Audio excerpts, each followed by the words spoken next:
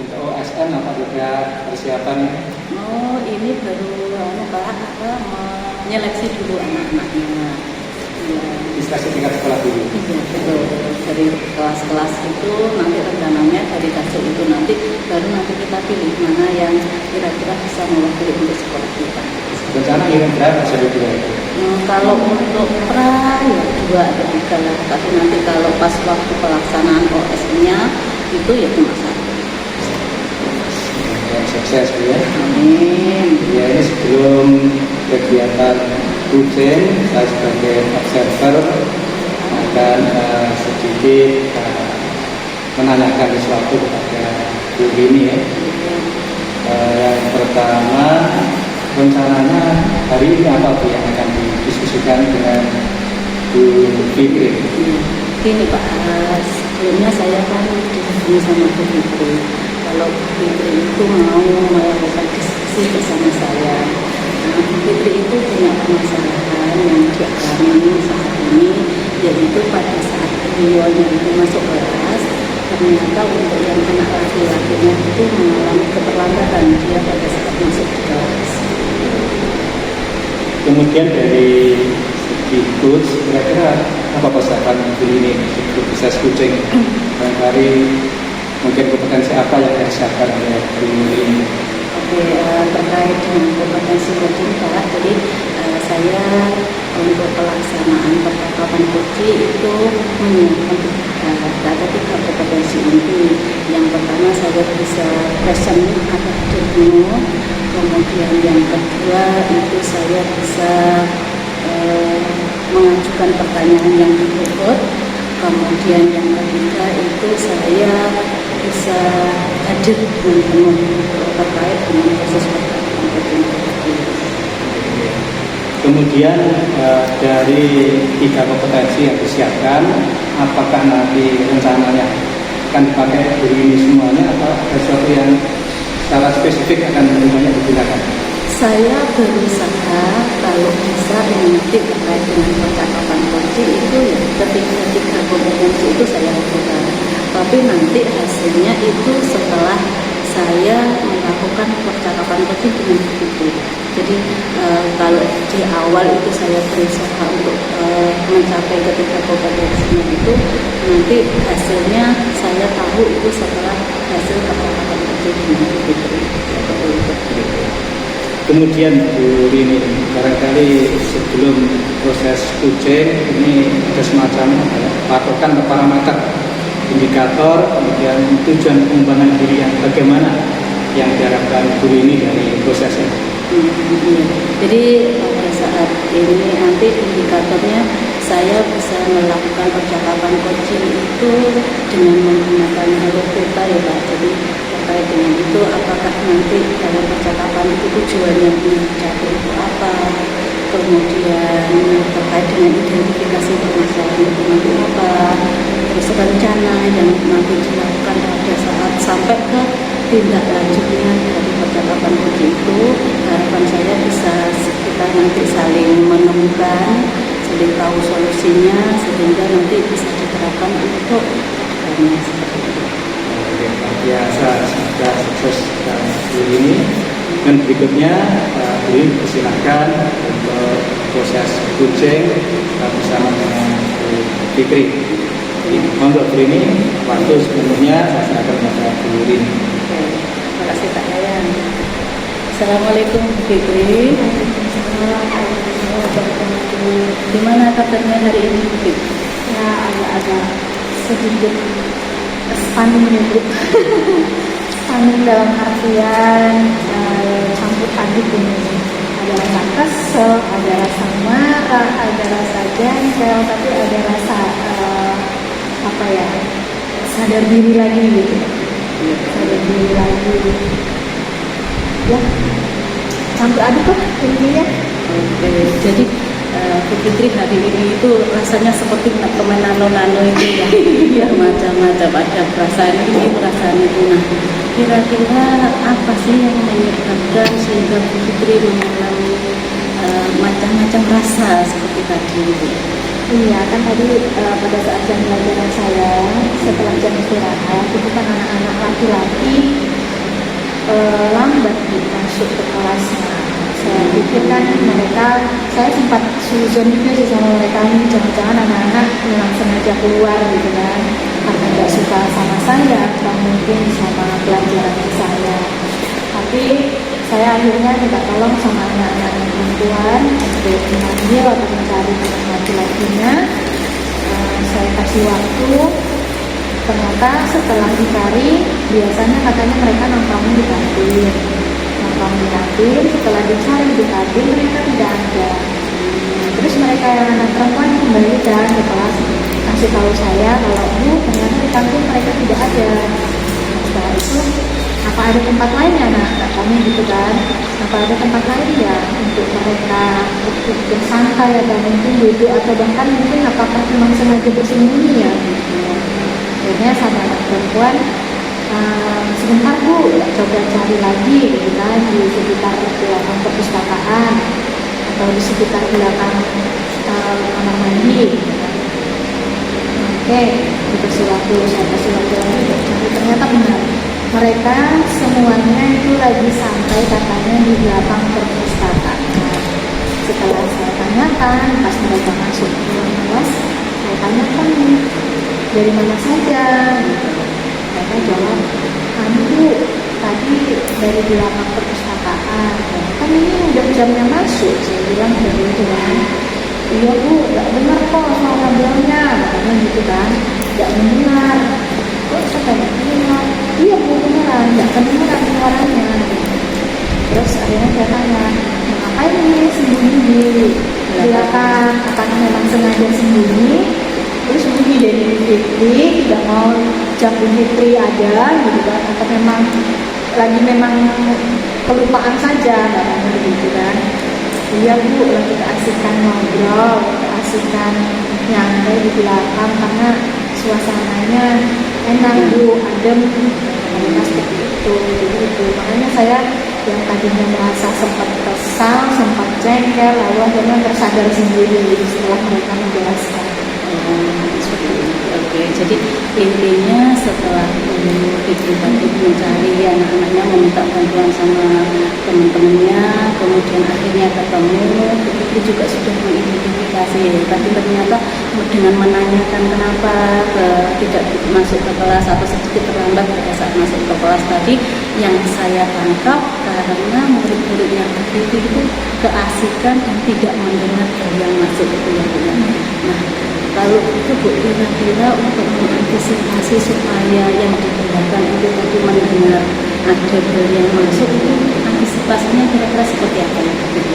Antisipasi yang pertama sih saya berharapnya di ruang kelas itu bisa dipasang speaker sih Bu. Jadi seperti itu, speaker yang kecil lah, nggak usah terlalu besar, mungkin ukuran kecil seperti speaker komputer gitu kan, speaker yang sepasang itu. Karena memang di ruang kelas saya itu kan posisinya di belakang, dekat ruang perpustakaan. Jadi di ruang tersebut memang ya kalau misalkan di kelas sebelah, di kelas depan itu tidak ada gurunya dan anak-anak itu kadang kan setelah istirahat ya biasalah sambil menunggu gurunya berjalan kan mereka nggak langsung masuk di kelas, duduk di depan kelas. Jadi seperti itu mungkin dengan adanya percakapan antara siswa satu dengan siswa lain, kemudian mereka saling guyon atau saling bercanda, itu kemungkinan suara dalamnya tidak berbunyi. Jadi harapan saya sih antisipasi yang pertama yaitu untuk meminta pemasangan speaker di ruang kelas.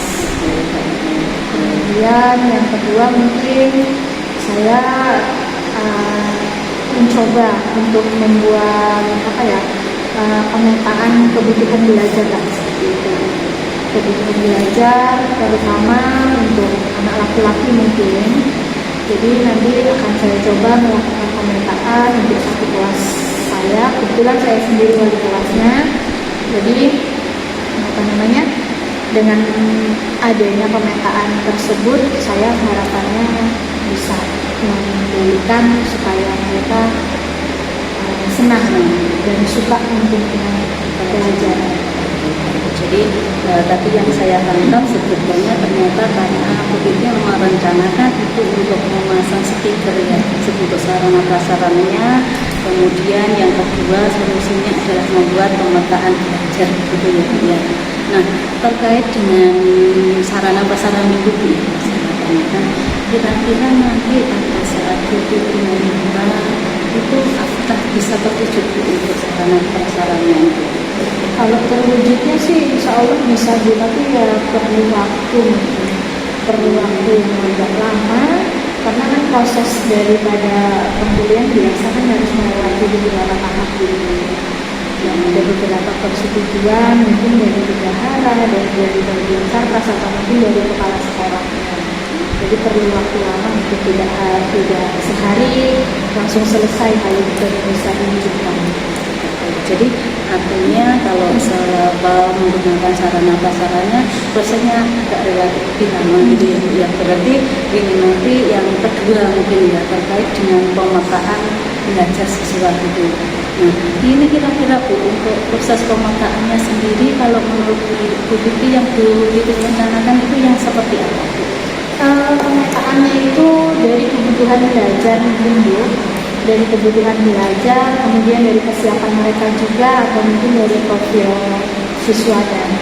Jadi nanti saya akan mungkin membuat sebelum belajar saya akan membuat kuis atau mungkin pertanyaan untuk mereka. Jadi nanti siapa yang belajarnya atau hobinya mungkin lebih hobi, karena anak-anak ini kalau ditanya tentang hobi pasti hobinya olahraga.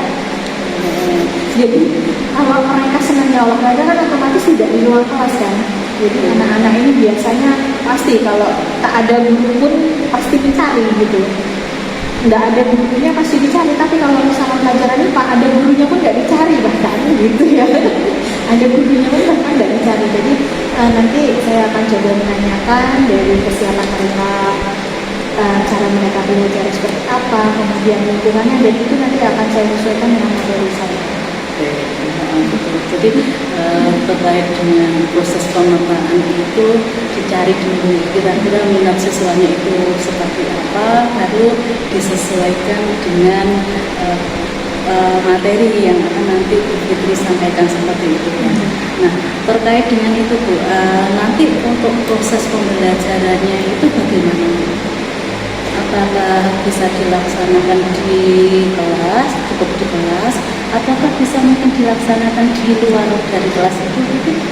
Ya, untuk menyesuaikan kondisi tersebut tentunya harus menyesuaikan juga dengan materi yang akan disampaikan. Misalnya pada saat memang pelajaran itu perlunya menggunakan lingkungan luar, ya kita akan ajak anak-anak untuk belajar di luar sesuai dengan kemauan mereka pengennya di mana yang posisi belajarnya.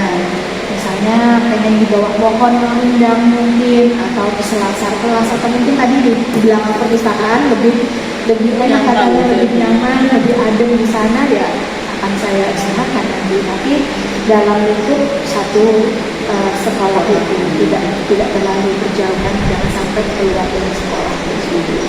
Dan kalau memang misalnya materinya perlu praktikum, artinya kan kita harus ke laboratorium. Mungkin nanti untuk antisipasinya saya mungkin dari pengerjaan kelompok itu mungkin nanti kalian boleh nih memilih di mana tempat kalian yang kalian sukai untuk mengerjakan tugas ini. Jadi mungkin lebih ke sana sih arahnya. Jadi terkait dengan yang terakhir Bu ini tadi maksudnya yang mau memilih tempat itu, kira-kira nanti bagaimana Bu bisa mengkondisikan supaya dalam satu kelas itu semua anaknya terkondisi? Kalau menurut Bu bagaimana? Ini tadi dengan syarat asal tidak jauh-jauh dari ruang, misalnya dari ruang laboratorium tidak terlalu jauh dan saya bisa menjangkau mereka misalkan, atau mungkin saya kasih waktu kepercayaan untuk mereka, misalnya dalam pengerjaan tugas saya kasih waktu misalnya 20 menit, setelah 20 menit harus kembali ke ruang utama atau misalnya di kelas atau laboratorium. Dengan adanya kepercayaan itu mungkin anak-anak kan juga bisa merasakan jawabnya seperti apa. Nah, kira-kira Bu dari ini saya tanya ke murid-muridnya begitu ya.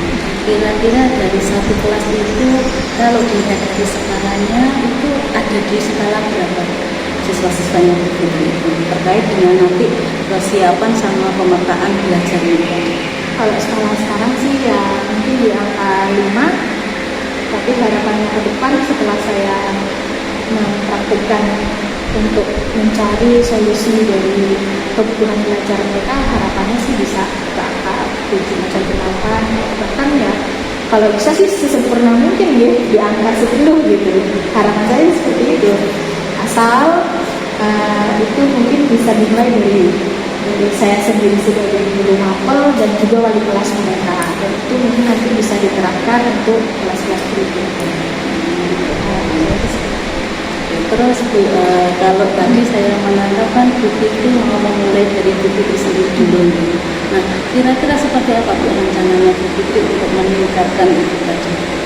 Ya, pasti saya membuat rencana pembelajaran gitu. Rencana pembelajaran itu nanti akan saya selipkan itu tadi beberapa kebutuhan belajar yang siswa saya inginkan, itu nanti akan saya coba implementasikan di kelas saya. Jika itu berhasil, mungkin di kelas berikutnya yang juga saya ajarkan, saya juga menerapkan hal yang sama. Luar biasa sekali rencana Bu Fitri ini. Terus nanti Bu, terkait dengan tindak lanjutnya ini nanti tadi kan Bu Fitri sudah mempersiapkan terkait dengan rencana pembelajaran sesuai dengan pengertian ini. Ini nanti kira-kira butuh berapa lama kan untuk proses ini? Ya, kalau bisa sih secepatnya, karena minggu depan ini kan saya juga akan masuk ke kelas yang sama, Bu. Jadi ya harus bisa secepatnya saya lakukan agar bisa mengendalikan kondisi belajar di sekolah kita dan bisa memberikan contoh mungkin untuk kelas-kelas yang lain. Karena kan dengan adanya satu kelas yang dalam satu rombongan, misalnya laki-laki semua tidak masuk di kelas, kan juga akan menjadi suatu pandangan untuk kelas lainnya nanti seperti apa gitu. Jadi sebisa mungkin secepatnya dilaksanakan. Terima kasih. Terus begini Bu, nanti kalau misalkan mungkin ini di kelas yang satu sudah berhasil Bu, terus ternyata Bu Fitri mau mempraktikkan di kelas yang satunya dan Bu Fitri juga sama-sama. Kalau seandainya harapannya di kelas yang lain itu belum berhasil Bu, kira-kira apa solusi yang mau dilaksanakan atau nanti rencanakan? Ya, solusinya saya akan coba terlebih dahulu. Jika itu tidak berhasil, maka saya akan coba berkoordinasi dengan wali kelasnya. Kemungkinan wali kelas kan sebagai wali kelas mungkin tahu kendala dari siswanya, atau mungkin saya lebih mendekatkan diri nih kepada siswa-siswa tersebut, menanyakan mungkin secara pribadi kira-kira siswa yang mana yang agak-agak susah nih gitu kan untuk diajak bisa bekerja sama. Jadi dengan cara mendekatkan itu sih.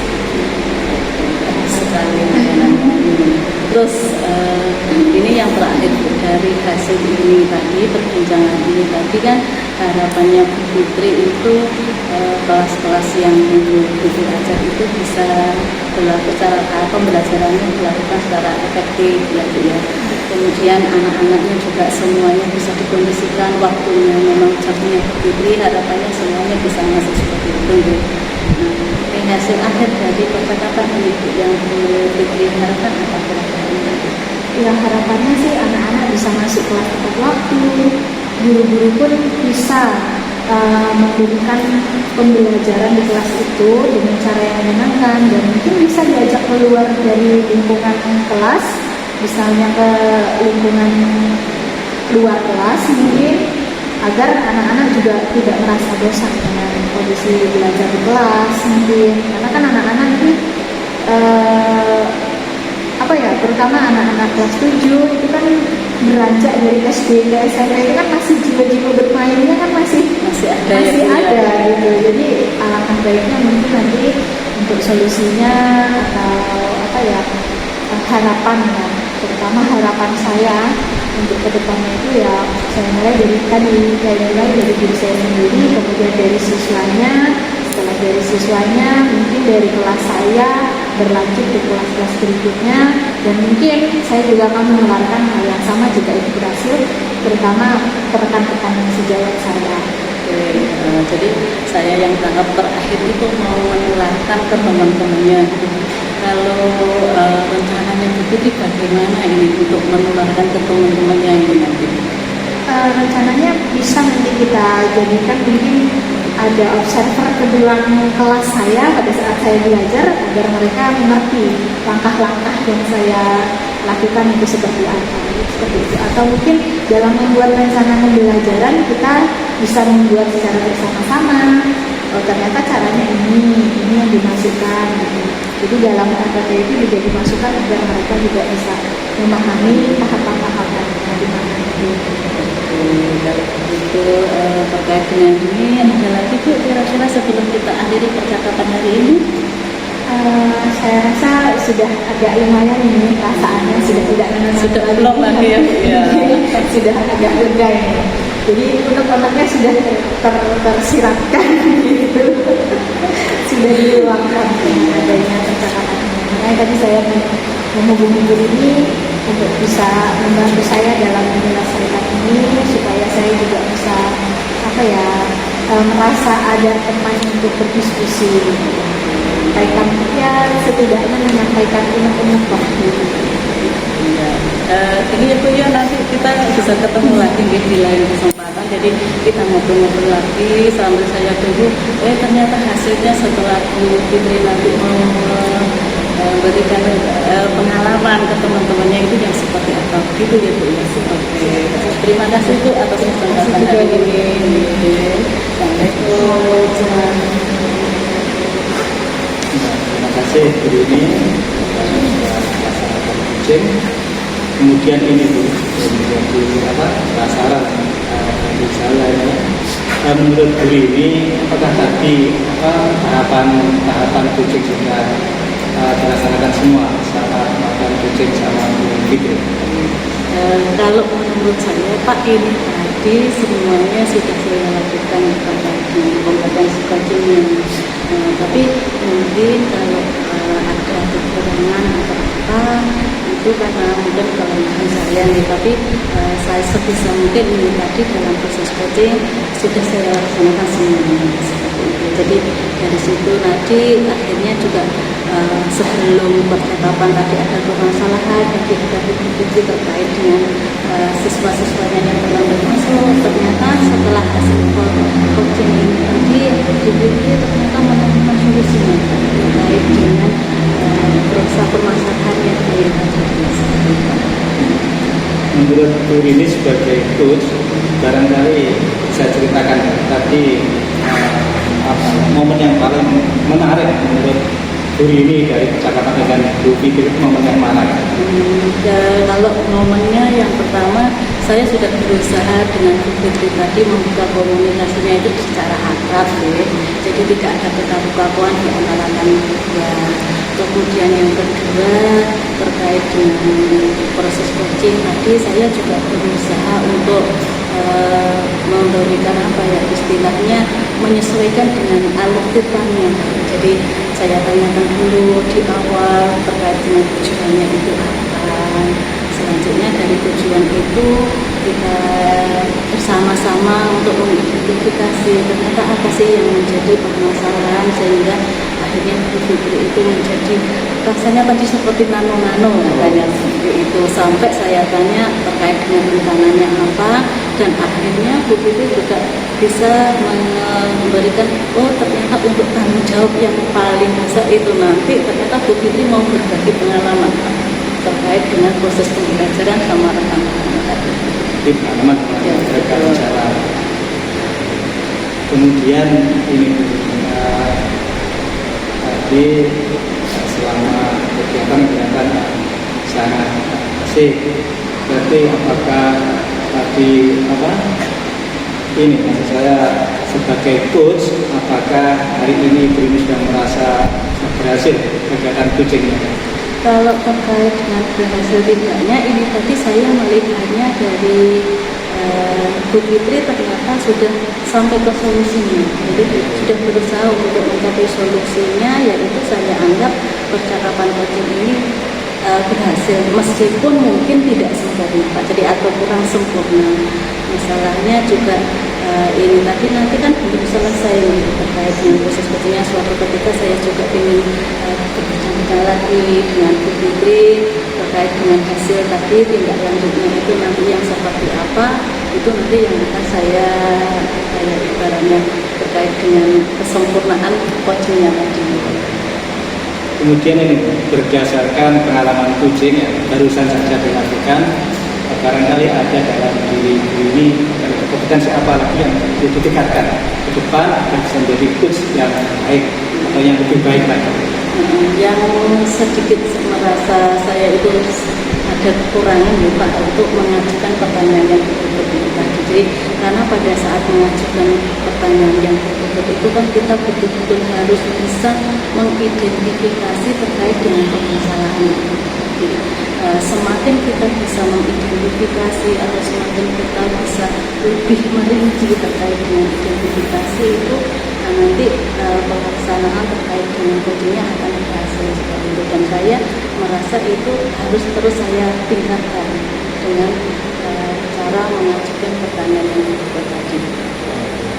Terima kasih Bu ini. Sebelum jadi, barangkali ada yang ingin disampaikan untuk yang bisa didengar oleh coach lain biar bisa lebih baik. Terkait dengan coaching ya Pak, saya rasa ini biar teman-teman itu semuanya juga bisa, ternyata proses coaching itu sebetulnya bisa dilakukan baik untuk siswanya, bisa juga untuk rekan sejawatnya. Dalam arti di sini adalah kalau misalkan ada permasalahan itu kita bisa dipecahkan secara bersama-sama. Yang penting ada keterbukaan dari kita semuanya. Oh ternyata proses coaching itu bukan untuk mengevaluasi, tetapi untuk menemukan permasalahan dan mencari solusi dari permasalahan tersebut. Terima kasih Bu ini, luar biasa. Bisa sukses terus untuk Bu ini dan Bu Fitri. Demikian proses coaching kali ini. Terima kasih. Assalamualaikum warahmatullahi wabarakatuh.